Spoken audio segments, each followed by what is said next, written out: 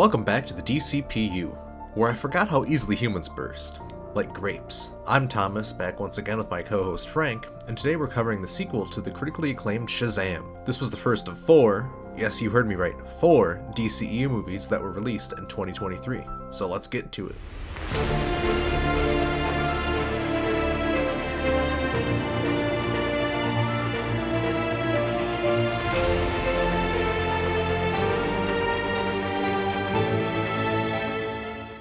3 days after the first film was released to critical acclaim and a decent return at the box office, it was announced that Henry Gayden would return to write a sequel.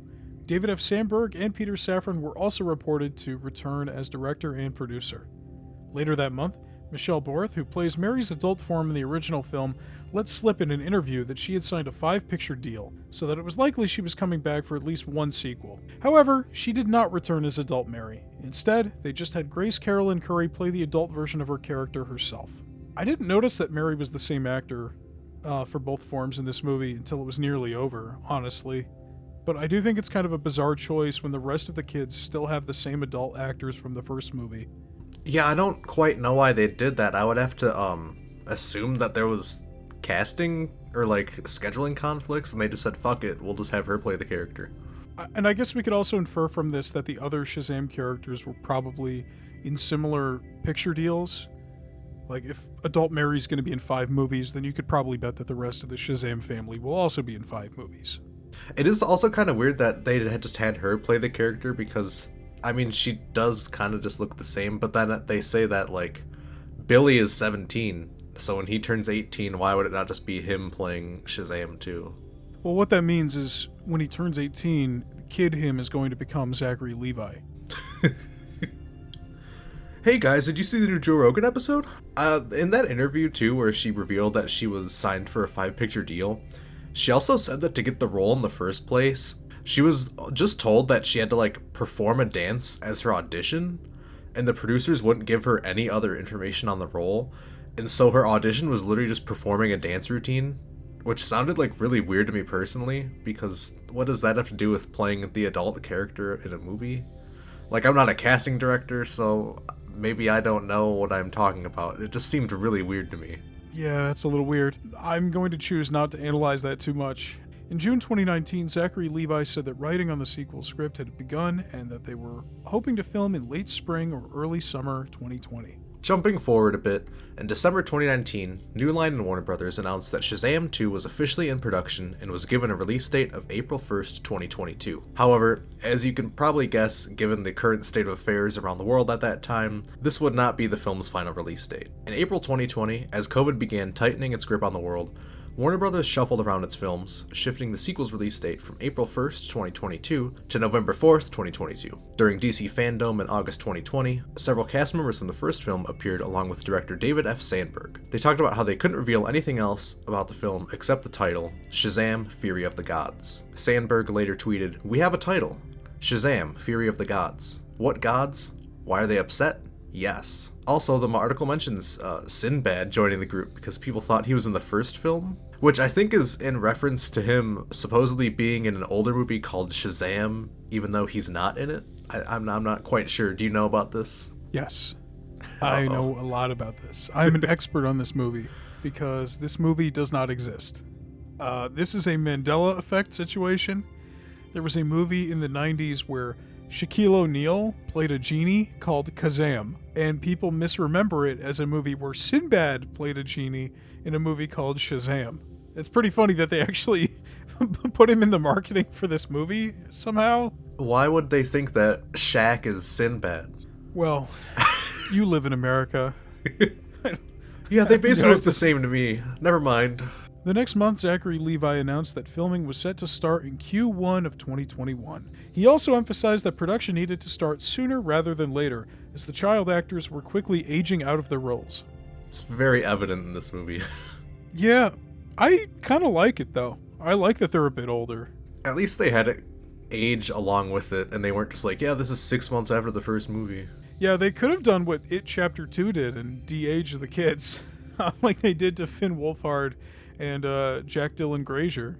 Who's in this movie? Yeah. In October 2020, Warner Brothers once again shuffled a bunch of their release dates, changing it from November 4th, 2022 to June 2nd, 2023. That's gotta be the last one though, right? In an interview with Collider in November 2020, Mark Strong said that he was still waiting to hear about a potential return in Fury of the Gods. If you remember from the first film, there was a mid-credit scene of Sivana meeting with another Shazam villain, Mr. Mind, in prison, obviously setting something up for future installments.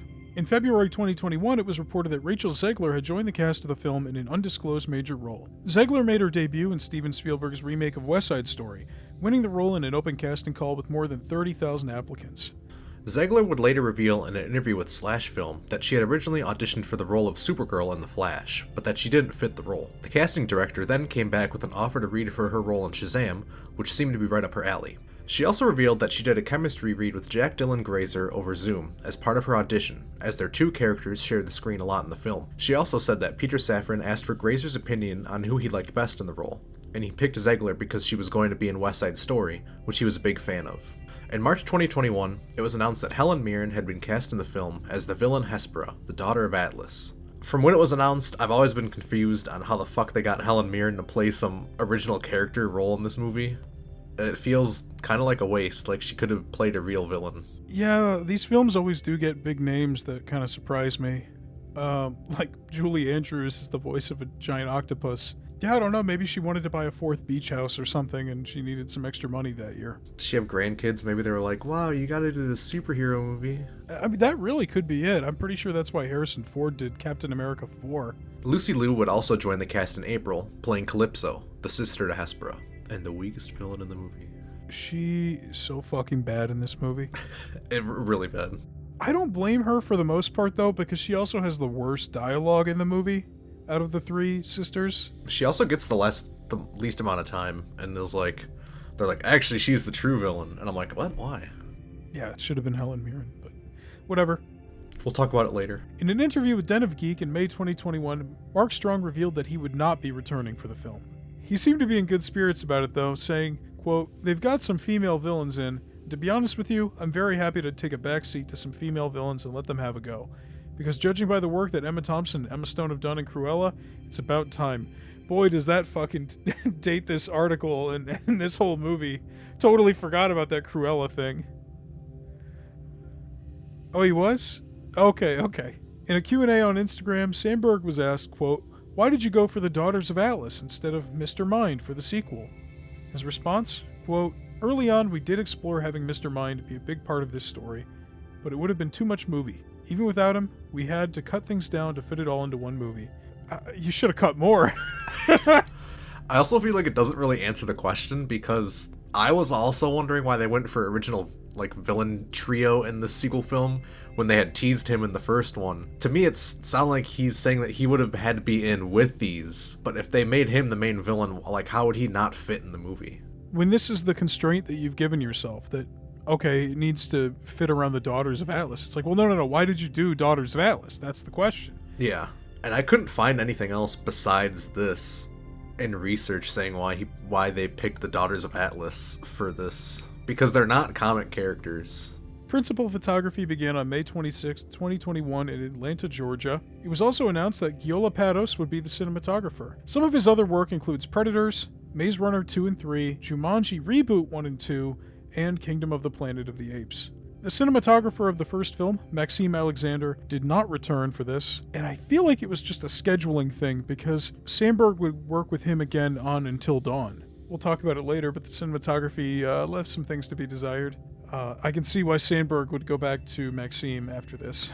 Filming concluded on August 31st, 2021. As I was doing this, I was just now realizing that they shot this movie almost 2 years before it was released, which seems insane to me. Yeah, it's a long time. I know there's some CGI and they kept delaying it, but they just were sitting on it for years. In a January 2022 interview with IGN, Peter Safran revealed that they had brought on Chris Morgan to co-write the film, saying, "I love what we've done with it. I like that the kids are a little bit older, so you can lean into a little more adult humor and also just adult stakes and adult issues that one deals with at 16 and 17 that you don't really have to deal with at 13 and 14. And I think the script for Shazam 2 was absolutely fantastic. Henry Gayden and Chris Morgan did an extraordinary job. So I think it's got everything that the first movie had, but frankly, bigger action, great antagonists, and Helen Mirren and Lucy Liu. I cannot wait. For anybody that liked the first movie, I think they are just going to go bananas for the sequel. I really do. I love everything about it. Chris Morgan is responsible for writing the majority of the Fast and Furious franchise, as well as Wanted and 47 Ronin. Yes, I think specifically he wrote number 3 through 8, and also wrote Hobbs and Shaw. So that's most of the series. It's also the transition point from street racing to pure stupidity. In March 2022, Warner Brothers, once again, adjusted their release schedule due to the impact of the COVID-19 pandemic on VFX vendors. So, Flash and Aquaman 2 were moved from 2022 to 2023, while Shazam would get Aquaman's former December 2022 release date. And I wish this was the last release date change, but in April, they would push it back again 5 days to avoid competition with Avatar: The Way of Water. Which, yeah, like that would help. 5 days. Oh, shit. Oh, genius move. And it would move once more for the final time in August 2022 after the Warner Brothers Discovery merger, taking Aquaman's release date of March 17th, 2023 to help spread out the marketing and distribution costs of the studio's films. And more importantly, it would move it further away from Avatar's release date. So they moved the release date back 5 times. And so what, the final release date was more than almost a year later? Because it was originally supposed to come out on the 1st of 2022, and then it came out on March 17th, 2023, so almost a year. And I was reading an interview with Sandberg, and he was talking about all the release date changes, and he was like, I kind of wish we kept that Avatar release date, or like the release date around Avatar. He was saying it could like act as like a counter-programming to Avatar. And I'm like, you're crazy, dude. I don't think anyone's going to go see Shazam over Avatar. No, definitely not. That's insane. I mean, maybe if it was like a rated R movie. Well, you see, they can only fit so many people in the theaters, so anybody who can't get tickets to Avatar will just go see us instead. There you go. By November 2022, Sandberg said that the final cut of the film was ready to release, meaning that the film was sitting around for about 6 months. And as marketing for the film ramped up in 2023, the final wave of marketing revealed Gal Gadot's cameo as Wonder Woman in the film. In an interview with The Hollywood Reporter, Sandberg said that he was a little upset, as he had intended for it to be a surprise reveal for fans when they saw it in theaters. However, he did remain amicable about it, saying that he understood it was only included to get asses in seats. He also said he was happy to make up for the headless Superman cameo in the first film. I had written down in my notes, like, if in Shazam 3, would we have gotten a headless Batman, too? A pantsless Batman. Pantsless Batman. Oh, no. Yeah, I think you mentioned in the article he did say it was intentional.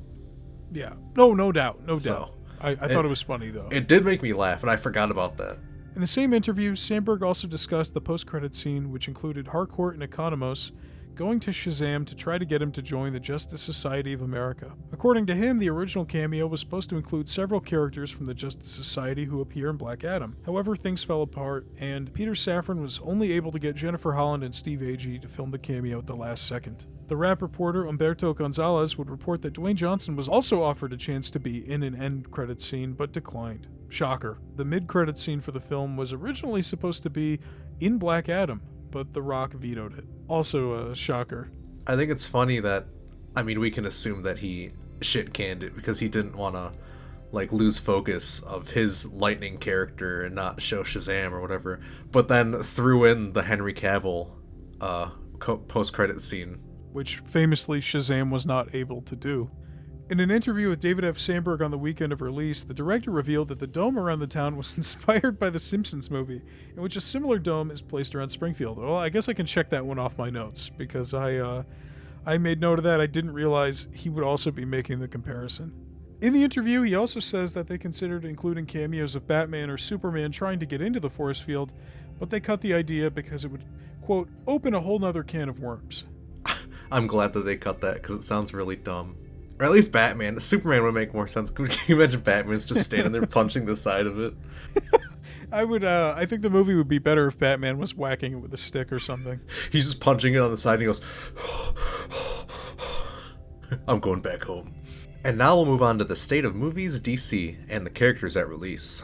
Other movies coming out around the same time include Knock at the Cabin, 80 for Brady, Magic Mike's Last Dance, Ant-Man 3, Cocaine Bear, Creed 3, Scream 6, John Wick 4, Dungeons & Dragons, Honor Among Thieves, and the Super Mario movie, which seems like an insanely packed release window, and I can only assume that this is in part due to the decline of the pandemic, leaving studios comfortable to release their backlog of unreleased films, because this is March. That's a shitload of movies. And I didn't see Shazam 2 in theaters, even though I was interested in it, because there were just too many movies to see. And I'd rather watch John Wick 4 or the Super Mario movie than this. I unfortunately watched Ant-Man 3. Oh, I also saw Ant-Man 3 in theaters, but I was too embarrassed to say it. But if you're admitting to it, I'll also admit to it. I like the part where the bald MODOK was told not to be a dick, and he is like, okay, don't be a dick. I don't know what the fuck they were thinking, releasing it with all this shit. Yeah, me neither. I think it's just this year. I mean, as we'll find out later, they kind of moved on to their whole new plan of the new DCU, and they just said, fuck it, we'll just put all this shit out. They could have pushed one to 2024 since nothing came out in 2024, but I guess maybe they thought the gap would be good. Probably, yeah. And in the world of DC Comics, the dawn of DC started in February 2023, which was the publishing initiative following Infinite Frontier. So following the events of Dark Crisis on Infinite Earths, the Justice League disbands, leaving the Titans as the world's biggest superhero team. And then this was the new timeline that included the return of the pre-crisis multiverse. And this was DC's publishing initiative until 2024, so it will cover the rest of the DCEU. We also had the dawn of DC's first of many events, which was Lazarus Planet. Spinning out of Batman Superman World's Finest and Batman vs. Robin, a Lazarus volcano explodes, leading to the resurrection of King Firebill and people gaining powers around the world. King Firebill? Yeah. Okay. Sure, fuck it. Why not? It's tied into like 3 different series that you have to read before you can even understand this, apparently. And then it would also get an epilogue series called Lazarus Planet, Revenge of the Gods, which would follow the Wonder Woman and Shazam families as they fought Hera and the Old Gods. And as for Shazam and family, a limited series following Mary Marvel becoming the champion of Shazam ran from October 2022 to March 2023, which was Mary's first solo series as a character.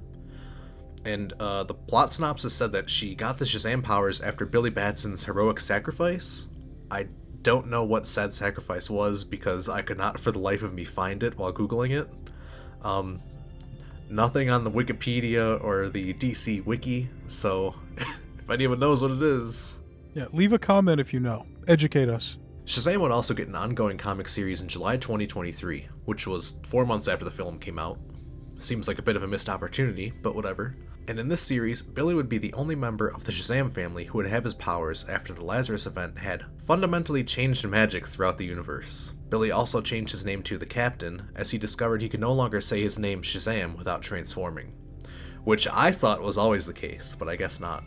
And in DC animation, there were 3 films released around the time of Shazam 2. A Legion of Superheroes movie that took place in the Tomorrowverse, Batman, The Doom That Came to Gotham, a standalone movie based on the Elseworlds comic of the same name, in which he fights against supernatural forces in the 1920s. That sounds pretty cool. And a collaboration movie with the popular RWBY animated series. I thought it was Ruby. Dude, I don't know. I don't watch it, but my mind always just like auto-corrected it to Ruby. I don't know why.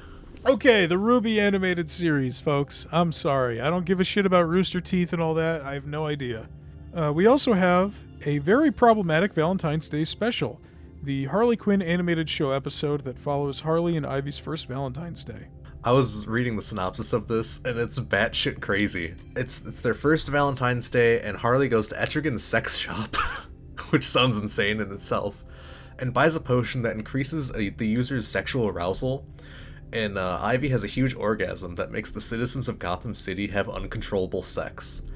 Bane also becomes horny and tries to buy a penis enlarging potion, but it makes him kaiju-sized and horny, and then they have to stop him. And they do that by making Clayface turn into a giant Brett Goldstein and talk about all the things that turns Bane off. Yeah, I've seen this. I stand by the belief that Harley Quinn is a great show, and this is a great episode. As we know from the last episode, Warner Brothers had recruited James Gunn and Peter Safran to be the architects of a new cinematic universe for DC films and television in October 2022. After several months of silence, Gunn revealed their initial slate of new projects in a video that dropped on January 31st, 2023, titled Chapter 1: Gods and Monsters. It included a lineup of both films and TV shows, with plans for 2 movies and 2 HBO Max shows a year. He stated that him and Safran had been working with a talented team of writers to map out an 8 to 10 year plan. But first, after emphasizing the importance of shared continuity and how Elseworld stories could coexist beside that, he would discuss the projects already in the pipeline. Gunn said that Shazam had always been off in his own corner of the DCU, and that he thought he connects very well. This video, and the articles that released alongside it, marked the first official use of the term DCU for their shared cinematic universe, which would also include DC animation and DC video games. He also made similar comments about the other final 3 films of the DCEU, implying that all these 2023 projects would connect to the new slate that they were announcing that day. And suffice to say, that was not true in the slightest. The way he talked about these final projects was very deceptive. I mean, he's clearly bullshitting the fans here. Like, I understand, he's in a tough position. He clearly wants to start fresh. Well, mostly fresh, since he's going to take his projects and make them part of the new canon. But he can't just flat out say to potential audience members that are going to go see these 4 movies this year that everything they're putting out is the after image of a dead franchise. Like, this is the light from a star that's already exploded that you're seeing like 8 minutes later. You know what I mean? Yeah. And he's not just a writer or director anymore. He's a businessman, a salesman. His top priority now is to make Zaslav and the brand as much money as possible, regardless of how he feels about the projects. And so, of course, he's going to promote these films and tease that they're somehow connected to the new slate, because you don't want people going into it thinking that this is part of a dead universe. I do also think partly that, I mean, he doesn't seem like a mean guy or anything, so I don't think he's going to disparage any of the projects and be like, these guys suck. So I think part of it also is just him trying to like support his other directors and other creators. I agree with that. I mean, I've seen him disparage some stuff before, like the Tim Burton movies, but... Well, he's not that wrong there.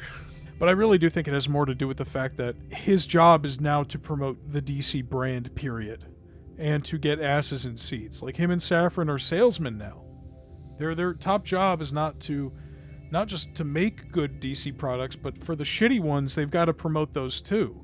And I think he realizes that there's a lot of people who won't be interested if they find out that this isn't going to lead anywhere. Which, you know, you should go see a movie because you want to see a movie. You shouldn't go see it because you want to find out what's next. You should see a movie because you've heard it's good. But a lot of people don't think that way, so I think he's just trying to help the brand. If I was in the same position, I'd probably do the same thing. I'd do it for less. And for the new projects, the intended release order consisted of an animated Creature Commandos series on HBO Max, an Amanda Waller TV series on HBO Max, the theatrical film Superman Legacy, which would later drop the subtitle, Lanterns, a TV show inspired by True Detective, according to James Gunn, which would be on HBO Max, which is really funny if you've ever watched True Detective. An insanely dark show. The Authority, which would be in theaters. Paradise Lost, which would be according to Gunn, like a Game of Thrones inspired Themyscira show on HBO Max. I don't know who was asking for that, but whatever. Thomas just raised his hand. I want to see hot ladies. Fair enough. The Brave and the Bold, which would be the DCU Batman film, and that would be in theaters. A Booster Gold show on HBO Max. Supergirl, Woman of Tomorrow, which would also drop the subtitle, in theaters. And Swamp Thing, which would also be in theaters. They also revealed the Batman follow-up, appropriately titled The Batman Part 2, which is an Elseworld thing. I wonder if they'll keep it as that, or if they'll change it. I hope they keep it. In this video and all the other articles that released the same day, Gunn made sure to go out of his way to emphasize that, quote, storytelling is 100% king, and that projects would be made depending on how the story can best be told. He also reiterated that everything from their first project forward will be unified, although it is still possible for there to be Elseworld stories like the Batman or Joker, but according to Safran, quote, the bar is going to be very high for projects outside the DCU. After their announced slate, James Gunn would give an interview with Deadline discussing the state of DC by saying, quote, as everyone here probably knows, the history of DC is pretty messed up. There's the Arrowverse, there's the DCEU, which then split and became the Joss Whedon Justice League at one point, became the Snyderverse at the other point. There was Superman and Lois, there's the Reeves-verse, There's all these different things. Even us. We came in and did the Suicide Squad, and that became Peacemaker, and all of a sudden Batmite is a real guy that's never been set up. No one was minding the mint. They were just giving away IP like they were party favors to any creators that smiled to them. I love that quote, because it's so true. Yeah, he's dead on with that. It's the most accurate diagnosis anyone's ever made on the actual business side of things for this franchise. Do you think that this is a dig at The Rock a little bit? Given how recently the fallout of Black Adam was to this interview, absolutely. And he's right. DC and Hollywood was a fucking mess. Yeah, I mean, they had no plan, and they were just... Yeah, you can get a project. Yeah, have your corner of the fucking universe. Why not? Yeah, we'll make 2 Suicide Squad movies, but won't have a Batman movie. Sure, yeah. While Gunn and Safran's plans aren't exactly panning out as they planned and set up, because some of these series or movies maybe aren't going forward or haven't had any progress in a long time, Superman and Peacemaker Season 2 did kick the universe off with a bang, and I'm kind of willing to give them a little bit of leeway because they had to come up with this plan for the new universe in like 3 months. So if some projects don't come to fruition, then I completely understand. Don't forget Creature Commandos, which was originally supposed to be part of the DCEU. Fun fact. So my take on this is that, well, first of all, did they have to put it together in a short amount of time? Was it like a thing where David Zaslav wanted something that looked good for the shareholders in Q1 of... I would assume, probably. I don't know. January 31st seems a bit early. I'm not sure how the business year is broken down. I don't know. What I do know is this. I don't think they should have made an entire presentation that promised audiences these projects if that was the case. It's better to say less up front and announce more as you go than to promise a lot up front and not deliver. I mean, this is 5 movies and 5 shows in what they considered the first half of the first chapter of the new DC universe. And we're now officially 3 years into the new continuity, and several of these announced projects are radio silent and likely dead in the water. The Authority, Swamp Thing, Booster Gold, Paradise Lost, The Waller Show, the soft reveals confirmed by Gunn on social media like the Teen Titans movie, everything with Sergeant Rock. They've publicly committed to all of these movies and shows the same day that they were in the trades, emphasizing how projects won't be greenlit until there's finished scripts. And look at how little has been achieved since then.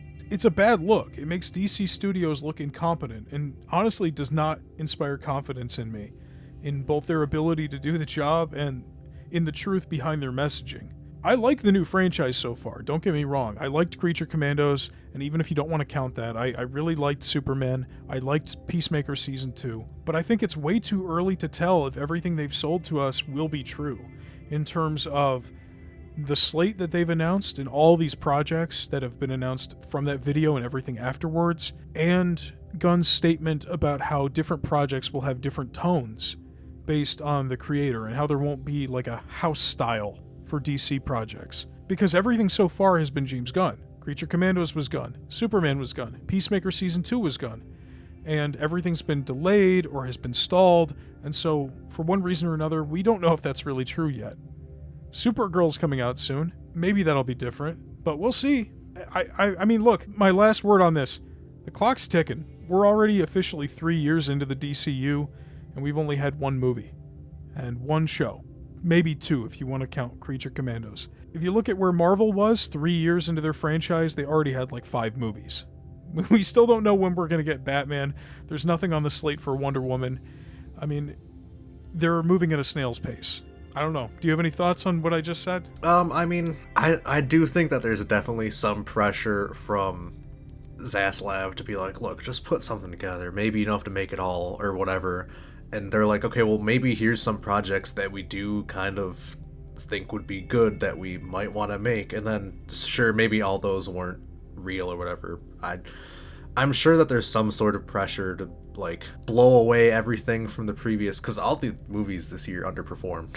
Maybe besides Aquaman. But they probably want to have a good look for the shareholders and the company as a whole, so they're not like, scaring them. And then I do understand if you're looking at that angle, but I can see why you would not like how they're emphasizing that projects won't be greenlit until there's finished scripts, and then all these movies and stuff that hasn't come to fruition yet. So I can see both sides of it. And I know I said I was done, but I do have one more point. If you look at every Marvel slate that Kevin Feige has ever revealed at Comic-Con, there's only been 2 projects out of like 45 that haven't come out. They announced the Inhumans movie, which was scrapped and turned into an ABC show by Ike Perlmutter, which is a whole can of worms we're not talking about. And then they announced the Blade movie, which, as we all know, there's only been one Blade. There's only ever going to be one Blade. But everything else they've announced in the past like 18 years as part of their phases has come out. And roughly the right release date, too. I know some of the release dates get shuffled around and stuff, but when you compare the Marvel phases to Chapter 1, which isn't even the full Chapter 1, which is already something I dislike, it tells me you don't have a plan. It really tells, it does not inspire confidence. If you can't even tell me the full slate of projects in the chapter, and you're titling the video Chapter 1. Anyway, that's my point. Like, you look at Marvel, say what you will about the quality, but they announce these projects, and they do make the projects in a pretty reliable time frame. And I don't think you can't achieve that while also sticking to the philosophy that you need a finished script and proper pre-production. I think you can do both. There's plenty of franchises and plenty of studios that operate that way. A couple of weeks before the film released, a fan on Twitter asked Sandberg, "Hey David, I don't feel like watching the movie because of the drama happening around DC Studios. It is just killing the vibe of the film. There is a lot of uncertainty about DC's future. Just give us an answer. Whether Shazam will have a role in the future of DCEU." And Sandberg's response, "He definitely won't if people don't go see the movie. What I've been told is that there's nothing in the Shazam films that contradicts the future plans for DC, so the possibility for more Shazam is there. And if that's what you want, your best bet is to go see the film." And now we get into the plot synopsis and discussion. A few years after Thaddeus Sivana's defeat, Hespera and Calypso, 2 of the daughters of the Titan Atlas, break into the Acropolis Museum in Athens, Greece to steal the wizard's broken staff from the first film. The 2 then take it to the wizard, imprisoned in the God's Realm, and force him to repair the staff and activate its powers. So this was the first of many scenes that I did not remember in the film. I only have one note here, and it's, hey, Jamil the janitor got a promotion. Apparently, like, Sandberg didn't know that he was cast in Peacemaker, and then was like, oh shit, he actually has like kind of a big role, it's not just a one-off. And then James Gunn was like, maybe it's his older brother or something, or his twin brother. No, I was like, hey, he got promoted, and then, oh, he's dead. I almost feel like I wish that they hadn't like revealed their like identities. They could have just kept the helmets on and been like more mysterious, and then they just immediately took them off. Yeah, I agree. The first act is very long, and it takes a while for the Shazam family to understand who they are and what their plot is, even though the audience learns it like immediately. Yeah. So at least if they had kept the disguises up, we'd be in the same boat as the protagonists, instead of ahead of them and waiting for them to catch up to what we already know. I will say one thing I did like about this movie is that it actually did seem like it had ramifications and follow-ups from the first movie. Like, the staff that they're fighting over this whole movie is from the first movie, and they break it, and then that's like they have to go get the broken staff, and Billy's like, oh yeah, the staff. So I did kind of like that it wasn't just automatically throwing out the first movie, and there was some sort of continuity between the two. Yeah, I agree. I thought that was pretty nice. You don't see it too often where the consequences of the first film, or something that may not even seem like a consequence, is worked into the plot so directly of the sequel. In Philadelphia, Billy Batson and his Shazamly of foster siblings save people on the collapsing Benjamin Franklin Bridge, but are called out for its destruction. The group is drifting apart at home due to them growing up and having personal interests. Billy is worried about being kicked out of the Vasquez family after he ages out of the foster system. In a dream, Billy is warned by the wizard about the daughters, prompting the Shazamly to begin researching them. And this is actually kind of a lot in a little. The intro scene with him getting counseling from the pediatrician was pretty funny. Yeah, I liked it. I was totally on board with this movie when it started. The museum was kind of lukewarm, whatever, but him with the pediatrician was great, and I liked the bridge destruction scene. I mean, I think the bridge falling apart thing is a little bit uninspired as a set piece, but it was nice to quickly get back into action with the Shazam family, and I liked the bits and stuff too, so it was good to see the kids again. I felt like the bridge scene went on a little long, but the effects were pretty good for the most part. Well, they're certainly better than the end of the film's effects. I don't know if I'd say they were pretty good, but they're fine. I like the part where Freddy is making fun of Spider-Man, with the part where he's got the 2 cars and he's doing the Christ pose and he's screaming. And he's like, no, I'm just kidding. This is really easy. We also get a look at their new suits. I think they were downgrade. Yeah, I agree. They have like the weird little random pieces of metal all over. Yeah, it's the MCU-ification of their costumes. Just random lines and bullshit decals and little, it's over-designed. I'm not a fan. I think part of it was that the lightning bolts in the first movie had like they had to be lit up and they had like battery issues or something. So maybe that's why they didn't keep that design, but I think it looked a lot better. It was just more simple, and like the lightning bolt in this one is like oddly small, and like there's like 3 different ones on it. I don't know. It was weird. No, I agree. It was weird. It has too much texture to it. It's got all these weird layers and stuff. Even if you had switched out the lightning bolt because of the battery issues like you just highlighted, the rest of the suit is still way over designed. Also, out of any costume to changing the Shazam costumes, I mean, I guess you could argue it makes sense because it's magic, so it could be whatever they want. But I would also argue that because it's magic, it's like set in stone. Like, no, this is the costume. It's not like Batman or something where the suit is like gradually upgraded over time and you can justify making different action figures. Presumably, this has been the Shazam transformation look for like 5,000 years or whatever. Mm-hmm. Like, even if you look at Black Adam's, it's he changes pretty his tubes, similar. though. He's got accessories, but I mean, it's not like this where there's like random lines all over the place. The dream where with the wizard was really funny. Yeah, we already talked about the Wonder Woman fake out where her head's cut off. That's nice. I forgot that Wonder Woman was in this movie until we were already watching it, and then I had remembered. So I was like, oh, I guess she really isn't going to be in it.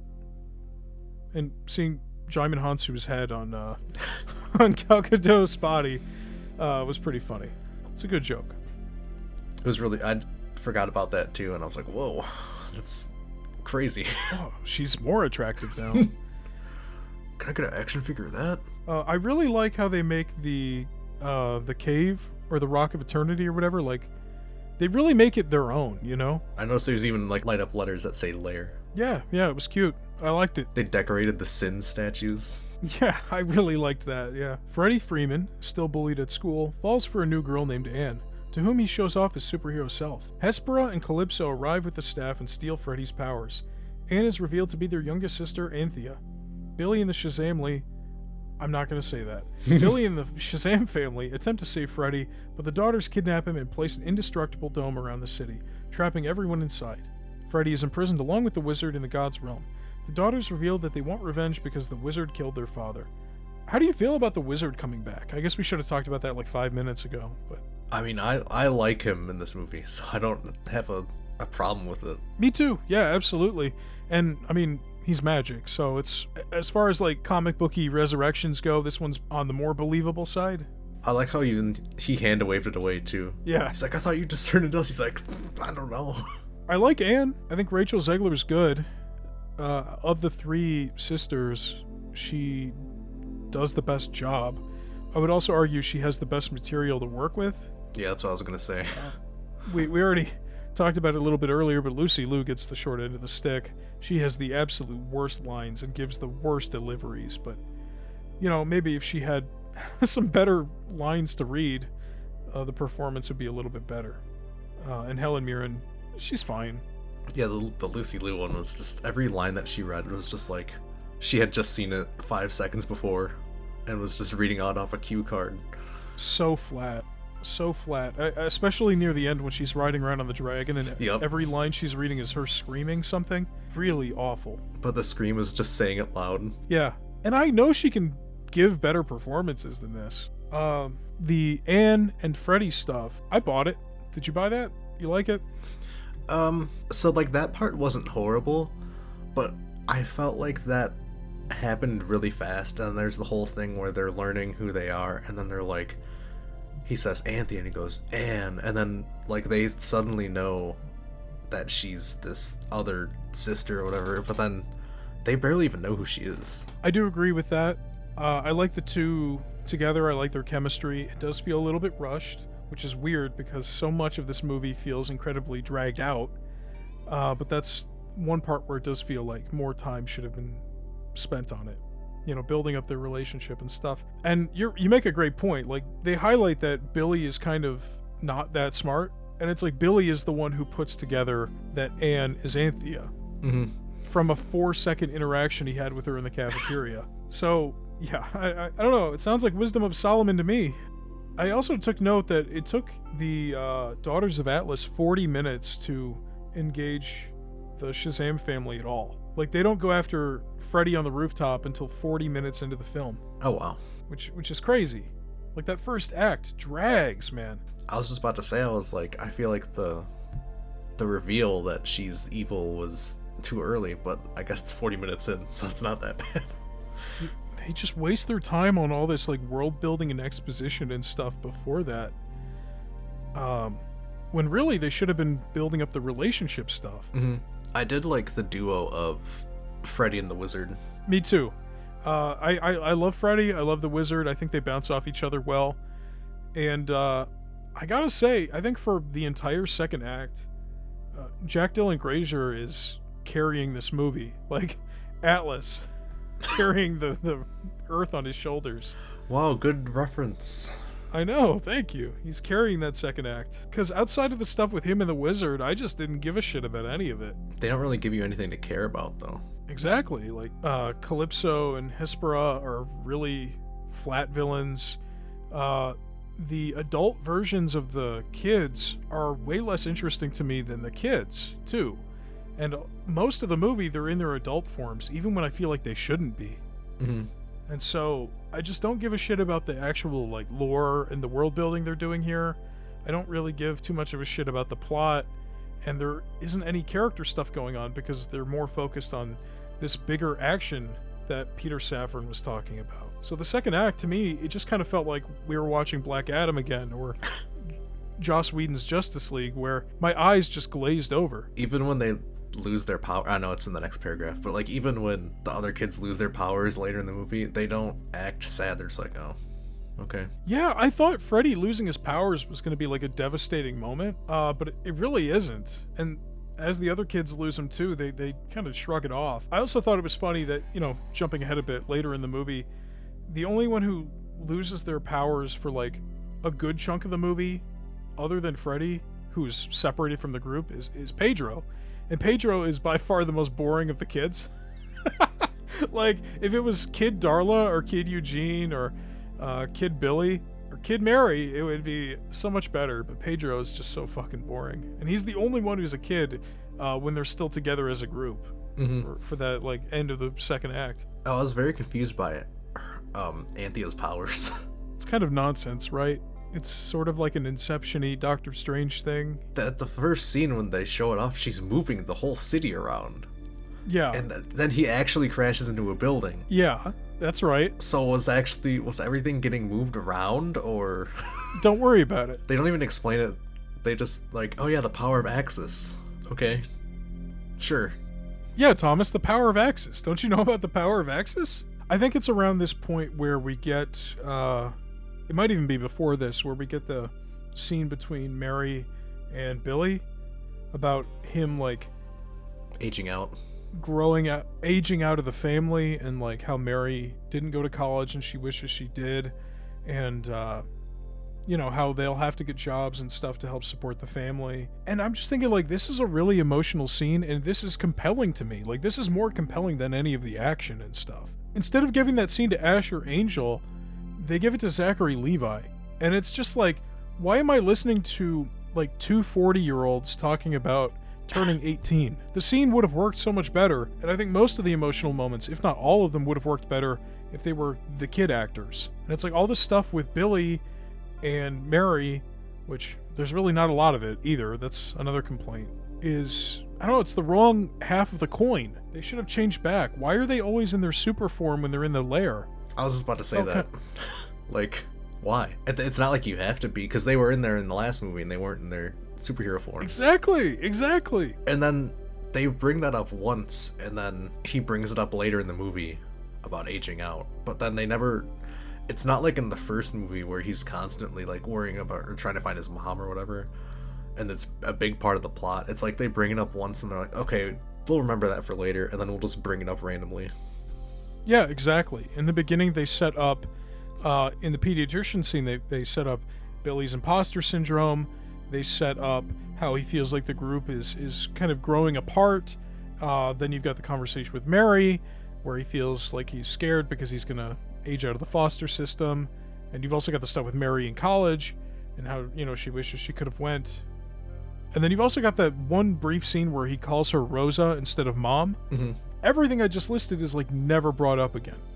It all comes back at the very end when they're on top of the parking garage and everyone's giving their little speeches to each other.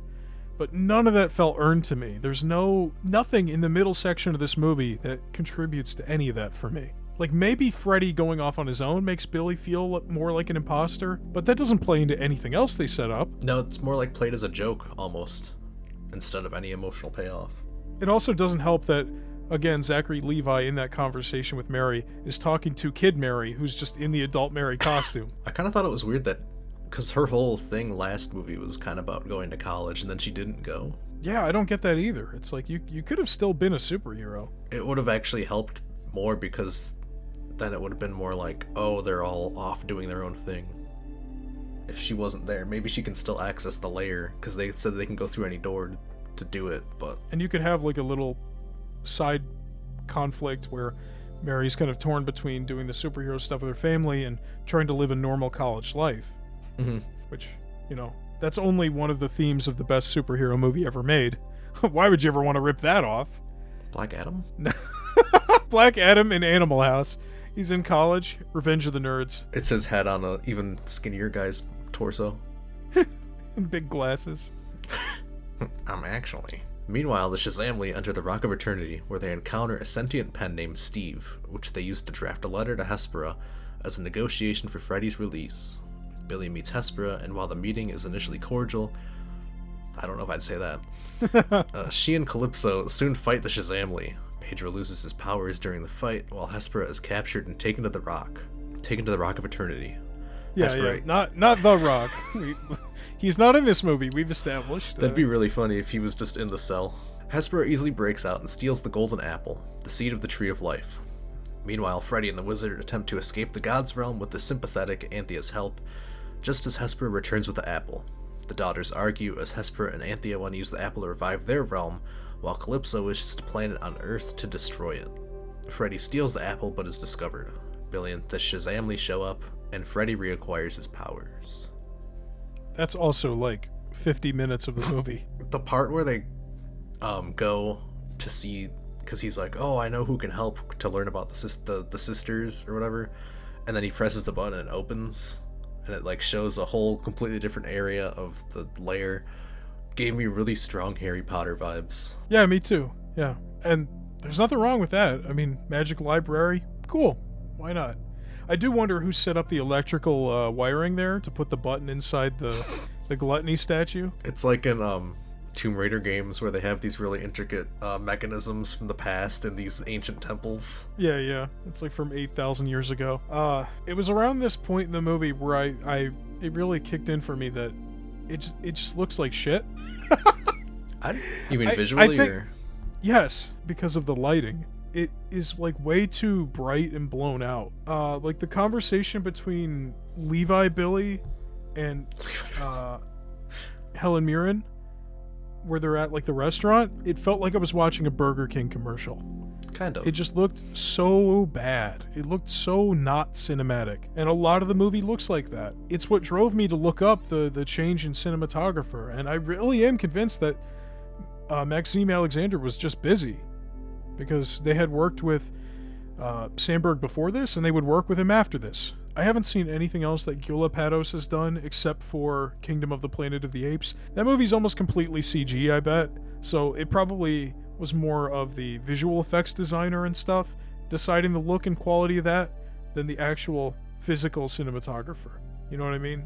Yeah, this does look like a Burger King commercial. Yeah, man. This right here. They're promoting the Shazam. Exactly, they're promoting the Shazam Burger King toys. I mean, versus the first movie, which is dark but warm, and there's pretty Christmas lights and stuff. Everything in this just looks like that. It looks like the exposure is too high, and the colors are flatter somehow. Maybe if they had to shoot during COVID, like they were trying to do like restrictions and 6 feet apart or something. I don't know. I mean, you're probably right. That plays into it for sure. But it's not like there were no good-looking movies during COVID. Yeah, I will say, I never thought that the first film had like nothing about its cinematography stood out, but I think definitely like seeing it now compared to this one, there's definitely a noticeable difference. Yeah, something about the lighting is definitely... There's no contrast. There's no light and dark. Everything is like the same bright gray. God, that suit looks and so the much colors. Look at the... I know! And look at the fucking colors, man. Yeah. Yeah, it's not Come red, on. it's like muted red. It almost looks like they shot it with like flat and then forgot to put a LUT on it. Exactly! Like, I think when Freddy and the Wizard are wandering around in those caves that are lit by fire and shit, it looks, it looks like a real movie. But all the stuff with the Shazam family, it looks like this, and it looks bad. The whole letter thing with Steve, the AI pencil, the AI pen, was pretty funny. They have the letter, and they write it, and then they're like, no, he's just gonna cut out what we don't actually want to say in the letter, and she's reading out the letter, and it's like, should we get Gatorade? And she's like, what's Gatorade? Yeah, I like Steve. I like all the stuff with the letters and the dictation. That was pretty funny.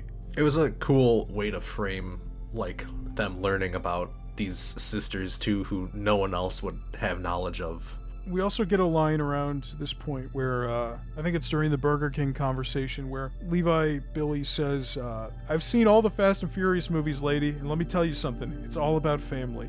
Shameless patting on the back from Chris Morgan, I'm sure, who has written like 8 Fast and Furious films. Yeah, the pat on the back. There was another line around there where it was like, how are you sisters? The age difference is slightly upsetting. And I thought that was funny. Also, we have the apple, which I did think it was kind of cool that they showed him carrying around the apple earlier in the movie. And then he put it down, and there was a shot where they like stayed on the apple for a second. And then you find out that that's what she was looking for. Yeah, whatever. It was okay. The stuff with the golden apple I did not care about. Their whole plot was completely washing over me. It was kind of dumb how she came through the door and is just holding this apple, and they clearly are hiding from her, and they're out like 5 feet away from the wall, just like looking right at her, and I'm like, how would she not see them? I mean, yeah, she's focused on the apple, but she's also a god, so you'd think that she'd have like heightened powers or something. Just eyeballs that work. Also, the twist where Lucy Liu is like, I'm actually going to use it to destroy Earth, and it's like, oh, okay, fuck it, sure. That's not what we've established this to be as a MacGuffin, but yeah, okay, we'll just use it for the exact opposite thing. Whatever. Their whole motivation's kind of weak. What is the purpose of their revenge? Like, humans killed Atlas or something? I don't understand. But it wasn't even humans, it was like specific ones, so it's not like all of them as general. I guess they just hate them because like, I mean, maybe one they of your want them as kind slaves killed again them. or something. Yeah, I don't know. But compared to the first movie where you have Savannah who wants to get back to the Rock of Eternity because like he almost had these powers, and then he wants, I guess that's also kind of revenge because he kills the wizard. As a whole, I thought that the villains of the movie were just weak, and even Savannah wasn't that strong, but they were a step back from Savannah. It's insane that you have these 3 actresses who can all do a very good job, and Zegler gets off a little easier, but they really just wasted all 3 of these people. Yeah. Billy and the Shazam family emerge with the wizard in the Vasquez home, where they reveal their secret identities to their foster parents. Calypso appears with a dragon named Ladon to acquire the apple. All but Billy lose their powers. Ladon? Oh, fuck. Ladon. I didn't watch the movie. Calypso appears with a dragon named Ladon to acquire the apple. All but Billy lose their powers in the skirmish, while Calypso retrieves the apple and uses it to plant the tree at Citizens Bank Park. Wait, can you redo that? You said skirmish. Wait, isn't it skirmish? Isn't that the word? Mandela effect. No, hold on. It's skirmish. I am being Mandela. No, it's skirmish. No, it's not. Yes. It's skirmish. Are you serious? Yes. Oh my god, I've been saying it and spelling it wrong my entire life. All but Billy lose their powers in the skirmish, while Calypso retrieves the apple and uses it to plant the tree at Citizens Bank Park, which spawns monsters to attack the city. Hespera and Anthea object to their sister's destructive plan, but Calypso mortally wounds Hespera and depowers Anthea. Billy, in despair, asks the wizard to take back his powers, though the wizard assures him that he is a true hero. And this is the part on the rooftop where everybody gets their little speeches in and they wrap up all these threads that they didn't properly follow. I mean, I like the stuff on the rooftop, but it just feels like some of it is weaker than it should be. I didn't have that many notes about this movie, but like I was watching it and it wasn't like I was engrossed in it. I was just kind of indifferent to it, and I didn't really have any like thoughts throughout this whole part. They have like this dragon going through and destroying the city. The dragon didn't seem necessary at all, and then it was around this time where I was just thinking that they have so much action in this and so much CGI and stuff, and the biggest thing that I was missing was the relationships between the family. I couldn't have put it better myself. When Peter Safran is bragging about how there's bigger action, that's not what people came to Shazam for. They came for the characters, and you completely sidelined any of the relationship stuff to do all these fight scenes and shit that nobody cares about. I came for Helen Mirren. I did kind of think that the mythical creatures spawning out of the tree roots was kind of cool. And I was like, I kind of wish that we just had more of this. It's not as high stakes, and like the monster designs were interesting. I thought that the fact that it was kind of incorporating Greek mythology into it was interesting. They even find a way to work the depowered kids into it, which I thought was fun. It's more interesting than just like a Game of Thrones dragon. And Doctor Strange powers warping shit around. Because I didn't remember the plot, and I was like, oh wow, they took away her powers. That's kind of interesting, because now the relationship between her and Freddy might seem a little bit normal. And then at the end she gets in the back, and I was like, oh okay, so we're just going back to this being weird again. Yeah, that's a great point.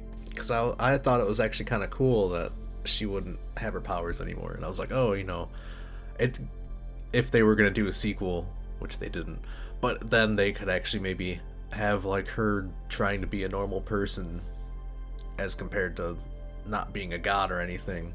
And it actually didn't even come up at any other point, because I thought maybe she'd get hit by the dragon or something, get injured, and be like, oh my god, I'm not immortal. And then just nothing happened. And they had that weird subplot where they're like, okay, the kids are gonna go fight the monsters and the parents are gonna save people, and then Freddy just runs the other way because he sees Anne, and then she like never hears him say like Anne, and then they run into the dragon, and it was weird.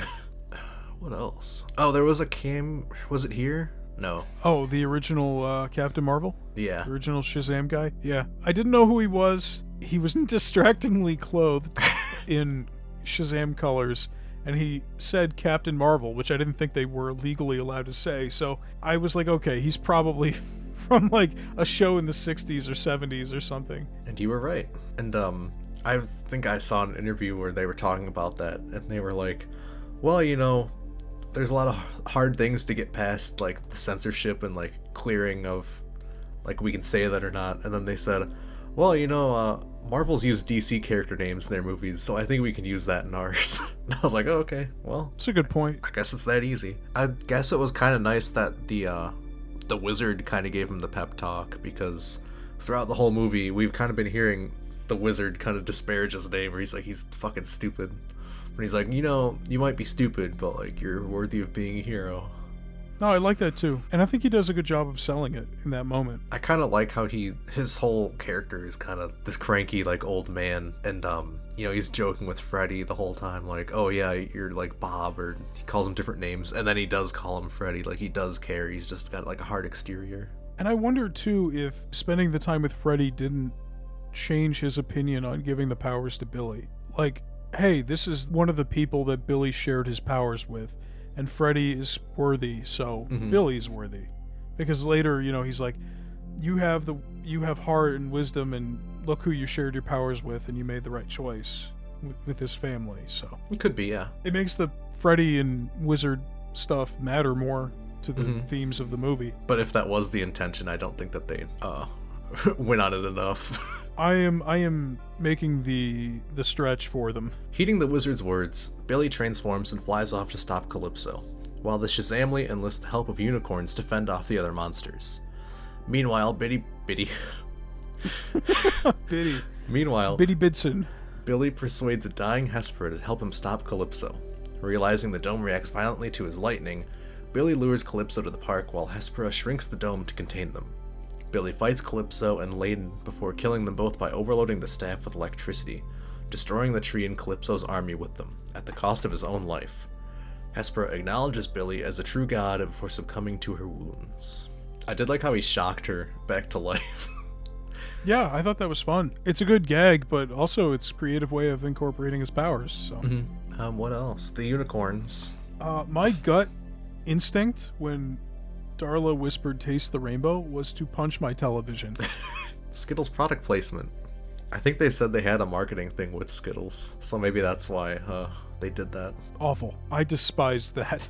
It was so bad. What made me angry too was the unicorn stuff I actually liked. I liked that Darla tamed it with candy. It should have just been an unnamed candy. Yeah, exactly. It should have just been unnamed. I did like it did lead to the "Taste the rainbow, motherfucker" line from her though. That was pretty funny. If they let her say it, that would be crazy. All of it would have been forgiven. But they cut away, and they also cut away like 3 frames too early for it to be as funny as it could be. Because they don't wait for her to say, they cut it off at, "Taste the rainbow, mother." They probably didn't want like the 6-year-old kid saying "motherfucker." Well, don't give the fucking 6-year-old kid a line that has her say "motherfucker." They could have said "mother flipper" and then cut off like the final fight was okay. I think it lasted longer than Black Adam's final fight. So there's that. Yeah. We didn't actually drop the time last week, but you had texted me after we were done recording and said that the final fight in Black Adam was exactly like 3 minutes. Yeah, it's like around 3 minutes. Yeah, that's crazy. This one, yeah, definitely longer. It was fine, whatever. I was also getting Harry Potter vibes from this too. With kind of. The dragon chasing him, and he's holding the staff like it's a Quidditch broom or something. A little bit, yeah. I think they were trying to make up play like the wisdom of Solomon, and I mean, yeah, he figures out a way to defeat it, but I don't know. I wasn't a huge fan of it.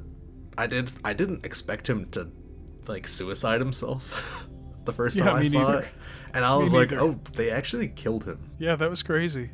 I mean, of course they walk it back, but yeah, still, they technically killed a kid. But yeah, I don't really have that many thoughts on the final fight. Me neither.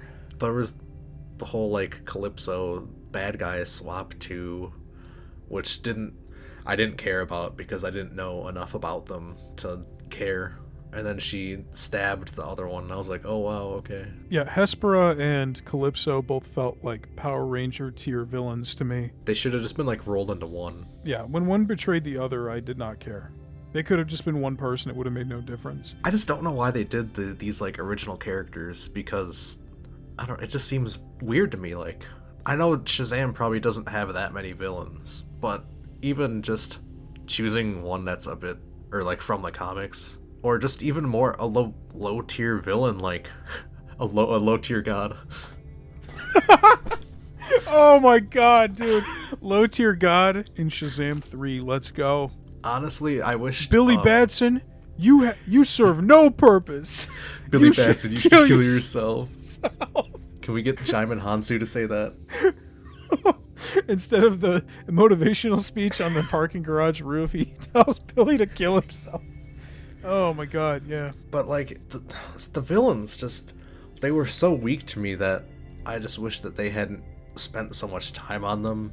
And then, even with all the action and stuff, I think it would have been cool if, again, the villain wasn't that big and a lot of the movie was just them exploring all the other doors in the realms.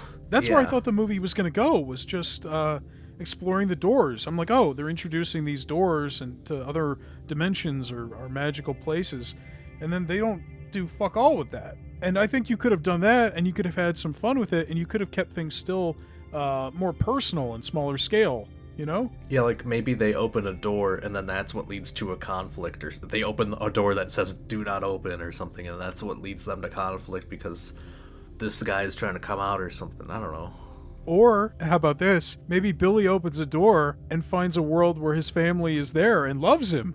Now, obviously, Peacemaker Season 2 would do exactly that, but there's no way the writers would have known that. But it's like a perfect execution. You introduce all these alternate dimensions with the doors, and oh, surprise, Billy, his family abandoned him and he feels like an imposter, and here's a whole world through this door where he's loved and appreciated, and his family's together. You could have had all the kids find their own door or something. I don't know.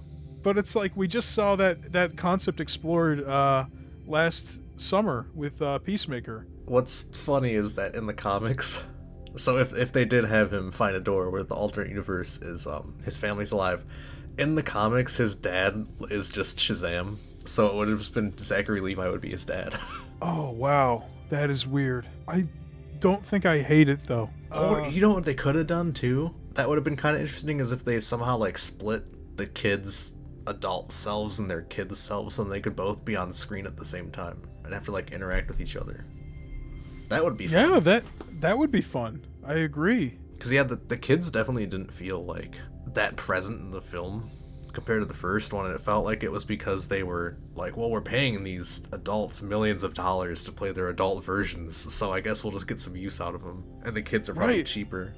Right. And for all we know, there could be some weird contract stipulations where like Zachary Levi has to be on screen for most of the movie or something. I don't know, that's just speculation, but there's like a million other avenues they could have gone down with this, with a better script where the stakes could have stayed lower and more personal, and the movie would have benefited from that, because that's the biggest problem, is the script is just really weak and also really long. I just realized Asher Angel's in like 2 scenes. I know, it's fucking ridiculous. Every conversation, like the one on the fucking rooftop, the one in the cave between him and Mary, all of this shit should have been him as a kid.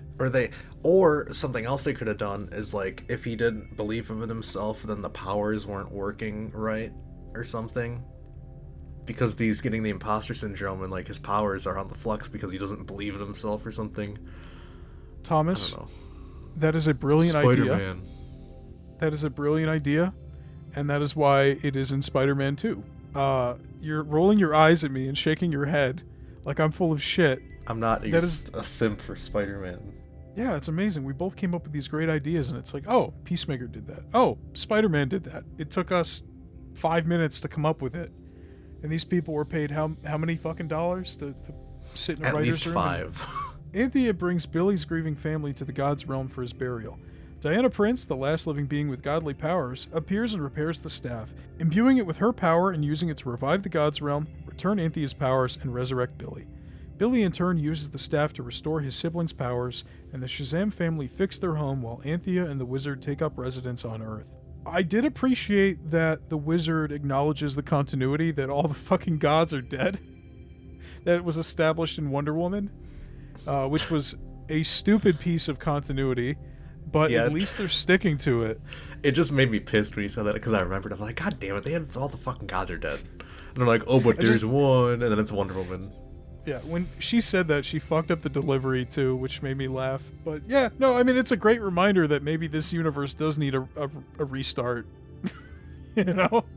We're exploring this Greek pantheon corner of the DC mythos, and it's a fucking dead end because Patty Jenkins and Alan Heinberg just decided, no, we're done with that. Is this supposed to be like the realm where they go is supposed to be like where the gods live, I guess, right? Is that what it's supposed to be intended to be? Very unclear. I've got no clue. I have no idea. My only note from this was I said they didn't bury his body nearly deep enough. Predators are going to dig it up and eat it.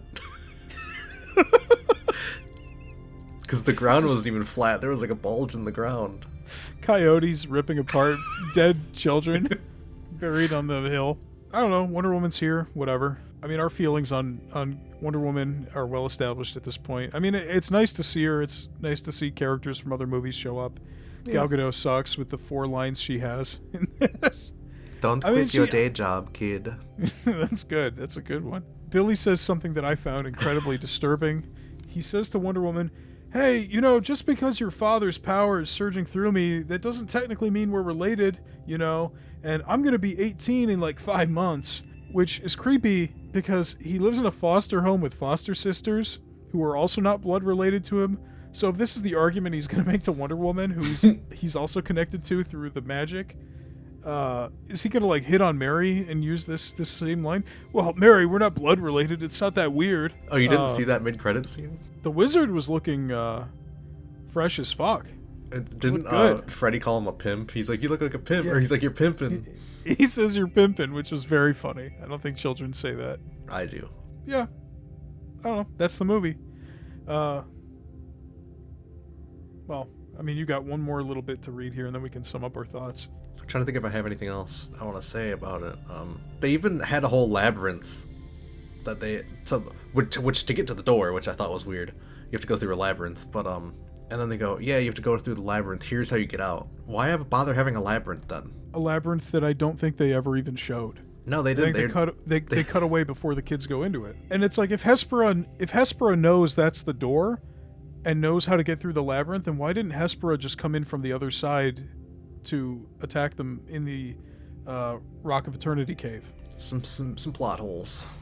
Yeah, just a very weak script. In a mid-credits scene, Amelia Harcourt and John Economos attempt to recruit Billy into the Justice Society on behalf of Amanda Waller. In a post-credits scene, a still incarcerated Savannah encounters Mr. Mind once again, and rates that he has not begun enacting their plan yet. I thought these were both funny. The Harcourt and Economos translated so well. I felt like they were really their characters from Peacemaker. They felt, well, at least Harcourt, because Economos wasn't in Black Adam, but Harcourt felt much more in line with her character from Peacemaker here than she did in Black Adam. That's true, yeah. Which, again, makes you wonder, like, what order are these supposed to take place in? But whatever, don't worry about that. Yeah, I thought it was funny that somebody pointed out, hey, why do we have a Justice League and a Justice Society? Also, is this the first time anybody has name-dropped Justice League since Justice League? Yeah, I think so. That's kind of crazy, right? I don't even think they ever called the Justice League. Oh, you're right, they probably don't. So the first and maybe only time we hear the phrase Justice League is from Zachary Levi in this post-credit scene. It might be in The Flash. I'm not sure. I don't remember. All right. I guess we'll find out next week. So far, yeah, we'll find out together. And then the post-credit scene, it's great. You know you're not going to do anything with this villain that you teased last time. It's a great way of owning up to that and going, you got me. You know, we're just having some fun now. I didn't remember it being so, like, tongue-in-cheek. It could either be that they saw the writing on the wall and they were like, yeah, there's not going to be a third film, we'll just throw this in. Or if it was actually just supposed to be, like, comedic, if there was a third film, be like, oh, haha, it's funny. We didn't do him in this movie, so we'll do him in the next one. The DCEU has been a sinking ship for, 6 years at this point? Like, we're talking about Justice League's complete implosion of the lower deck here, causing the whole fucking ship to sink, and you know, you've got various directors and writers and shit plugging holes, but other holes keep opening. I think by the time Sandberg and the others are working on the second film, they probably knew, this might be it. It might work better even after the fact that the DCU is dead now, and he's just like, okay, I'll just do one more thing, I'll be right back. yeah. Alright, did it work? Do we think that the 4-year gap between the two movies worked, or did it ruin a certain charm from the first film? I think they handle the kids aging pretty well. I mean, I think it worked. They didn't, like, make too much of a fuss out of it, but they did acknowledge it to a certain extent, which I feel like is the perfect way. It wasn't where they were like, oh, you're getting so big now, like, you aren't the same as you were in the first movie. Oh, you're getting big. Well, Pedro got bigger. That's come on sure. Now. Don't do Pedro like that. He's I'm gay. sorry. How dare you? He's got a weight problem. He's gay and he likes to lift weights. That's his character. That was his character. He didn't lift a fucking single weight in this movie. He's just gay. He's in the middle. Oh, is he? Yeah, he's Brick's friend. He never talks in that show either. God damn it. Come on.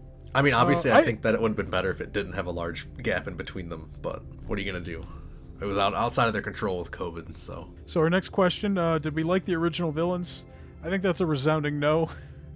Anthea's fine, like, because she actually has stuff to do outside of the Power Ranger scheme that her sisters have. But a complete waste of two talented actresses. It'd be hard to see where Anthea would go in a future movie. Yeah, I would just imagine her in like joining the team in some capacity. But it would have been so much more interesting if she didn't have powers, because now I feel like she's overpowered because she's a god, so... Yeah, I don't know. It's a good point. But then she probably would have been just relegated to being like a damsel in distress. Also a good point. Who knows? Not sure. I mean, she's still knowledgeable on magic shit, so I guess that's an aspect where she could contribute. But then again, they also introduced Steve, the know-it-all pen, so it's like... Yeah. But yeah, I mean, I wouldn't say it's like a horrible movie overall. It's just lacking the heart from the first one. Here's the analogy that I reached by the end of the movie. It's like Spider-Man 2, if it wasn't as good. This is a direct-to-VHS Disney sequel. That's the vibe I was getting. The completely forgettable villains, the lack of growth in the characters, the plot that's mostly boring nonsense. It felt like Aladdin 2 or Lion King 2 or Lilo and Stitch 2 or something like that. The only difference is all those direct-to-video Disney sequels were under 90 minutes. And this thing was like 2 hours and 10 minutes.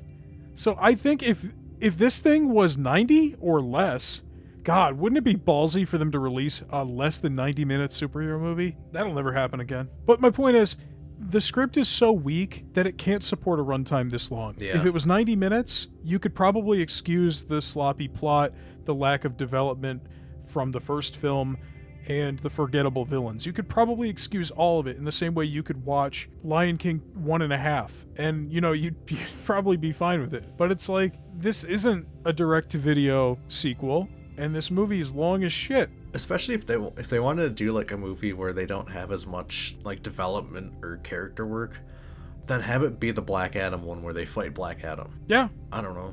Just there's a lot about this movie that I would change. I don't think it's atrocious or anything.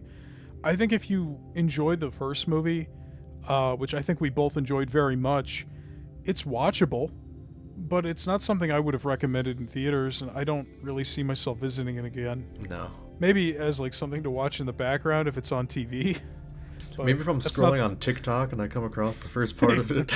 Right, exactly. It's like the most average. It's very average. I don't think it's as bad as people online made it out to be, but it certainly has flaws, and those flaws are obvious. So I don't know if I'd recommend it or not. I'd say if you like the first movie, and if you're just imagining it as like a direct-to-video Disney-style sequel, if you can keep that mentality, you might enjoy it more. But don't go in with high expectations. If you think it's going to be as good as the first movie, it's not. It's just not even close. No matter how you slice it. And now we'll move on to the aftermath of release, and I guess we'll just see what other people thought of this film, and with the reception and critical response. The film received a 49% of Rotten Tomatoes, with an audience score of 85%. I feel like the real score is somewhere in the middle there. Absolutely. Maybe like 65. It received a Metacritic score of 47, and it received a cinema score of B+, which this was the 5th film in a row in the DCEU to receive a B+ cinema score. And coincidentally, the last film in the DCEU to receive an A, the first Shazam from 2019. It's like poetry, it rhymes. That doesn't rhyme at all. But it doesn't matter what we thought or they thought, because what talks louder than the audience is money. And so looking at the box office, the film had a reported budget between $110 and $125 million, which is relatively close to the budget of the original, which I believe was like $90 to $100 million. Oh yeah, you believe, right? It's not just written down there. Stop! I'm trying to seem smart. Maybe they shouldn't have raised the stakes to include hundreds of CGI-dependent monsters and shit, because the budget wasn't raised to accommodate it, and I think it's very noticeable at the end of the film. I didn't think they were that bad. There was some shots where it was pretty bad. I've seen worse. There was, when they were on the school earlier, the roof of the school, that was bad. If you're going to raise the stakes, and you're not going to raise the budget to go with it, it is inherently going to look shittier. You do bring up a good point, though. There was a lot more CGI in this movie, so only being at max, like, $30 million more is kind of impressive. It was also reported that the marketing budget was around $100 million, which strikes me as insane, especially because I don't remember any marketing for this film at all. Me neither. Like, if I wasn't a comic book guy who was just already following this franchise in the middle of its train wreck, I would not have known that this was coming out, especially because the other movies that came out around the same time were advertised so much better. Creed 3, Scream 6, John Wick 4, Magic Mike 3, Dungeons and Dragons, the fucking Super Mario Brothers movie. It, like you said earlier in the episode, it was packed. And I was seeing ads for all that other shit way more than I was seeing anything for Shazam 2. You have quite a bit of competition there, too, because, this is like a PG-13 movie, so Ant-Man 3... Dungeons and Dragons and Mario are probably going to be among the three to take away the crowd for this. And honestly, I would say John Wick. By John Wick 4, he's practically a superhero. And it's like a big interconnected universe and stuff, so it's probably something that they hadn't considered, but the franchise was a juggernaut at that point. And imagine if they had released it around Avatar. They would have made $1 billion. On its opening weekend, the film made $30.1 million domestically. This is over $20 million below the first film's opening weekend of $53.5 million, and it only remained number one that opening weekend, falling to John Wick 4 a week later. Another fun fact, out of all the movies that released at number one during March, Shazam opened with the lowest total. Shazam opened with 30 million. A week later, Dungeons & Dragons opened with 37, Scream 6 with 44, Creed 3 with 58, and John Wick 4 with 73. The final totals domestically were $57.6 million, internationally $76.4 million, for a total of $134.1 million. All in all, a complete disaster. Being extremely conservative, you're looking at least $100 million lost from this production, although it's probably closer to $150. Shockingly low. This would surpass Wonder Woman 1984 as the biggest box office bomb in the DCEU, because that movie only lost $100 million, and this is somewhere north of that, and who knows if that trend's going to continue. We also have some fallout with Levi here, who, in an appearance on the Film Up podcast, explained his confusion about the film's reception, saying, "I don't know what the future holds for it all because, unfortunately, the second movie was not as well received. The audience score is still quite good, but the critics' score was very oddly and perplexingly low, and people were insanely unkind." He would later take to Twitter, throwing shade at the film's marketing, saying, "This is a perfect family movie, and yet a lot of families aren't aware of that, which is just a shame." He would later go on several Instagram live rants, lamenting about the performance of the film and trying to get viewers to go see it, and sometimes trying to get viewers who have already seen it to go see it again. In one Instagram live, which opened with him singing Lights by Journey for some reason, he decided to spill the tea on some of the drama surrounding the movie, with some interesting tidbits including him saying the studio thwarted their plan to use Henry Cavill as Superman in the first film, which led to the Headless Superman cameo. And he also called out people ragging on the Harcourt cameo in the mid-credits scene, saying that Hawkman and Cyclone were initially supposed to show up to invite Shazam to the Justice Society, and not Harcourt and Economos. After the fallout of Shazam's 2 release, Levi moved to Texas and appeared in the faith-based film The Unbreakable Boy, and would campaign for none other than Robert F. Kennedy and later Donald Trump in the 2024 elections. He would also agree with an online post saying that Pfizer was a danger to the world, which obviously lends some credence to him being an anti-vaxxer. And if that wasn't enough, he said that his former She Loves Me co-star Gavin Creel's death from cancer was caused by the COVID-19 vaccine. The response to this movie was so bad that it just made him snap and go full grifter. It's kind of astounding. He's bounced back, though. He's made Harold in the Purple Crayon. And in an interview with The Hollywood Reporter after the film's release, David F. Sandberg noted that after making the 2 Shazam films, he felt pretty fatigued from superhero films, saying, quote, "That's definitely how I feel right now, yeah. I started my Shazam journey right after Annabelle Creation in 2017, and so it's been quite a few years of just Shazam. So I'm very ready to move on and go back to horror and just try some other things." In April 2025, Sandberg would discuss Shazam again with Games Radar while promoting his latest film, Until Dawn, saying, quote, "I mean, to be honest, fans can get very, very crazy and very angry with you. You can get like death threats and everything. So after Shazam 2, I was like, I never want to do another IP-based movie again because it's just not worth it." Notably said on the Until Dawn press circuit. So yes, Shazam failed in his sophomore outing on screen, but for DC Studios, there was still some hope in the year ahead, because as Shazam reminded us, there's already a superhero with a red suit with a lightning bolt on it, and I'm fast, but he's faster. Thanks for listening. If you enjoyed the episode, or hated it, let us know in the comments, and give us 5 stars wherever you get your podcasts. We're thinking of doing a live Q&A session after the podcast ends in a few weeks, so if you have any questions or letters for us, please leave them in the comments on wherever you're listening, or message us on @FrankBroadcasts on Instagram. See you next time. Bye-bye.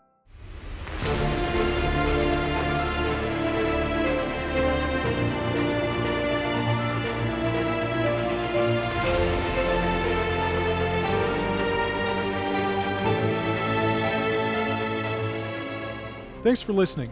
If you enjoyed the episode, or you hated it, let us know in the comments. And let us know if you think the Black Adam... That should just be the new one.